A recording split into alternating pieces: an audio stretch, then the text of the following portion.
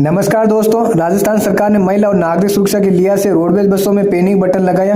ये panic button किसी सरकारी बसों में यात्रा कर रहे हर नागरिक को मदद कराएगा। रोडवेज बसों की खिड़कियों पर लगे इस बटन को लेकर विभाग यात्रियों को इसके उपयोग के बारे में भी समझा रहा है। अब तक प्रदेश में 1850 बसों में ये बटन लगाए जा चुके हैं, बाकी बची बसों ने जल्द ही लगा दिए जाएंगे। 14 दिसंबर 2024 को मुख्यमंत्री वजुंधरा शर्मा ने उदयपुर में महिला सम्मेलन में इस आयोजन की आधिकारिक शुरुआत की थी। आज की दूसरी बड़ी खबर, पूर्व सीएम अशोक गहलोत ने राजस्थान में जिले सभा खत्म करने को लेकर पलटवार किया।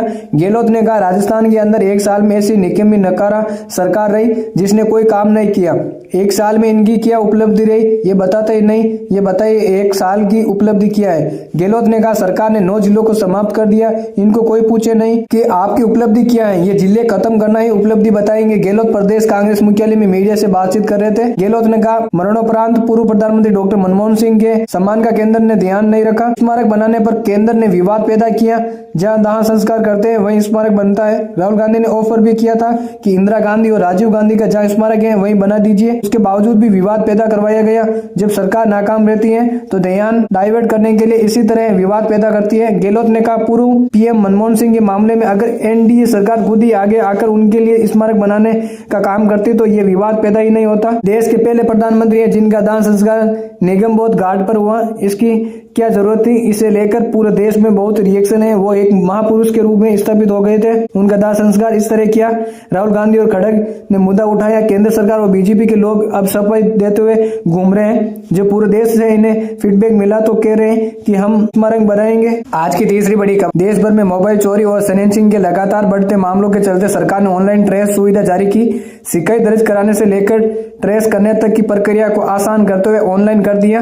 इसके चलते इंडिया में चोरी हुए मोबाइल आप खुद ऑनलाइन ट्रेस कर सकेंगे। ट्रेसेबिलिटी रिपोर्ट भी पीड़ित को दिखाई देगी। इस संबंध में पुलिस मुख्यालय की ओर से गाइडलाइन भी जारी की गई। राजस्थान पुलिस की वेबसाइट पर जाकर ऑनलाइन रिपोर्ट करें। उसके बाद गुम मोबाइल में संचालित सिम कार्ड की टेलीकॉम कंपनी की स्टोर पर जाकर तुरंत दूसरी सिम जारी करवाएं। 24 घंटे तक ओटीपी सुविधा शुरू होने तक इंतजार करें। ओटीपी सुविधा शुरू होने के ऑप्शन पर जाकर फॉर्म भरें। पुलिस स्टेशन या ऑनलाइन दर्ज शिकायत की प्रति अपलोड करें। उसके बाद मोबाइल ऑनलाइन ट्रेस होना शुरू हो जाएगा। कहीं पर भी ट्रेसेबिलिटी रिपोर्ट पुलिस को मिलेगी, वे आप भी देख सकेंगे।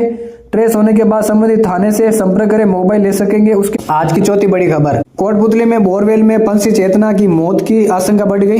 अचानक से सुबह करीब 11:30 बजे रेस्क्यू टीमों के जवानों ने बोरवेल के आसपास की जगह पर फिनाइल डाला।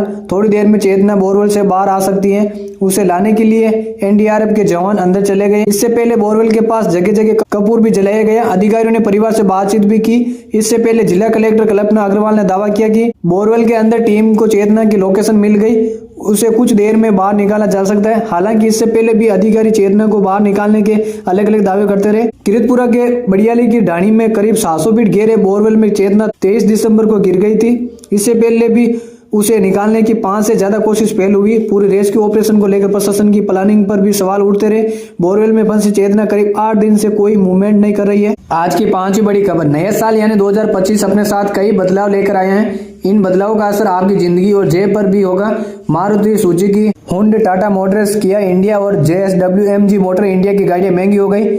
वहीं 19 किलो वाला कमर्शियल गैस सिलेंडर 16 रुपए तक सस्ता हो गया। कोलकाता में अब ये 2811 रुपए का मिलेगा। घरेलू सिलेंडर के दामों में बदलाव नहीं हुआ। फीचर फोन यूपीआई के जरिए अब 10,000 रुपए तक बेच सकेंगे। आज की छठी बड़ी खबर, बीजेपी के प्रदेश प्रभारी राधा मोहन दास अग्रवाल ने पूर्व मुख्यमंत्री अशोक गहलोत के बयान पर पलटवार करते हुए कहा कि अशोक गहलोत पर मैं बोलूं अच्छा नहीं लगता। जनता उनको पहले ही बता चुकी है कि उन्होंने कितनी मेहनत, निष्ठा और प्रतिबद्धता के साथ सरकार चलाई थी। उन्होंने कहा कि अशोक गहलोत को विचार करना चाहिए कि उनकी सरकार जनता की नजर में फेल साबित क्यों हुई। राधा मोहन दास अग्रवाल ने गहलोत पर तंज कसते हुए कहा कि तू इधर उधर की ना बात कर, तू बता कि कारवा कहाँ लूटा, राजस्थान की बात करो और बताओ कि तुम क्यों हारे और उस हार से तुमने क्या सबक लिया।